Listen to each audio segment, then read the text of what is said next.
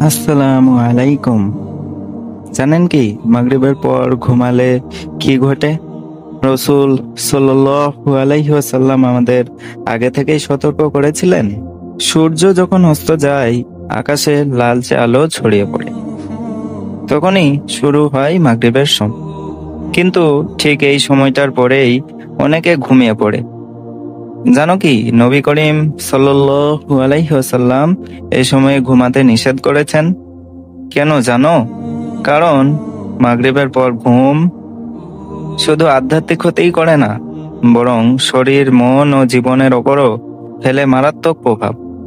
আজ আমরা শুনবো এক ছোট্ট ঘটনার মাধ্যমে কেন মাগরিবের পর ঘুম ইসলাম অনুযায়ী ক্ষতিকর, এবং বিজ্ঞানও কিভাবে সেই কথাই প্রমাণ করে।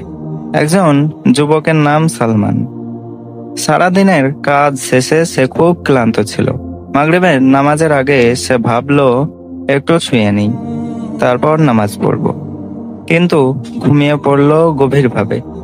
মাগরিবের আজানের শব্দ তার কানে গেলেও শরীর নড়ল না। ঘুমের মধ্যে সে দেখলো ভয়ঙ্কর স্বপ্ন। আলো অন্ধকারে মিশে যাচ্ছে, কানে অজানা আওয়াজ।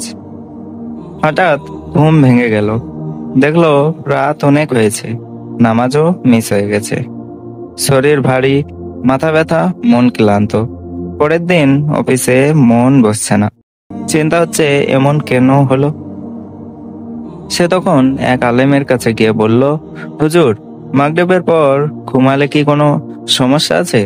আলেম হেসে বললেন, রসূল সাল্লাল্লাহু আলাইহি ওয়াসাল্লাম নিজেই বলেছেন, মাগরিব ও ইশার মাঝখানে ঘুমিও না, কারণ এই সময়ে শয়তান ছড়িয়ে পড়ে।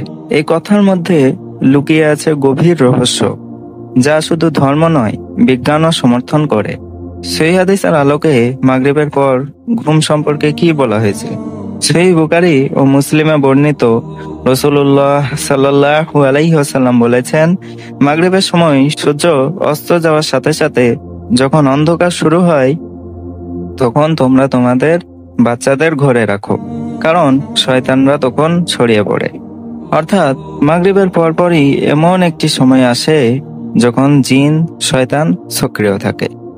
এই সময়ে ঘুমালে বা বাইরে থাকলে তাদের প্রভাব পড়ার আশঙ্কা থাকে।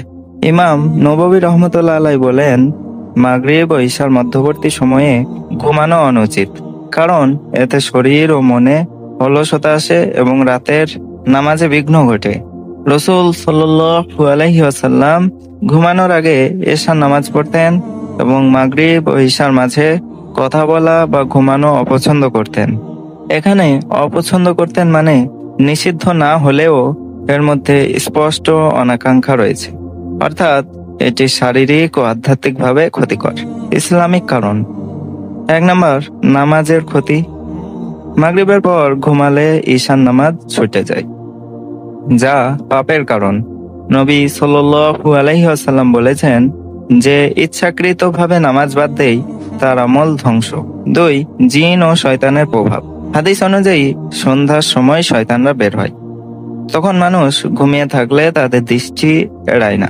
এজন্য রসূল সাল্লাল্লাহু আলাইহি ওয়াসাল্লাম বাচ্চাদের ঘরে রাখতে বলেছেন, দরজা বন্ধ করতে বলেছেন বিসমিল্লাহ বলে।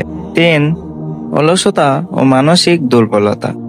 এই সময়ে ঘুমালে মস্তিষ্কের জৈবিক ঘড়ি ব্যাহত হয়, ফলে রাতের ঘুম ঠিকমতো হয় না। বৈজ্ঞানিক বিশ্লেষণ: আধুনিক চিকিৎসা বিজ্ঞান বলছে, সন্ধ্যার সময় শরীরের মেলাটোনিন হরমোন কম থাকে।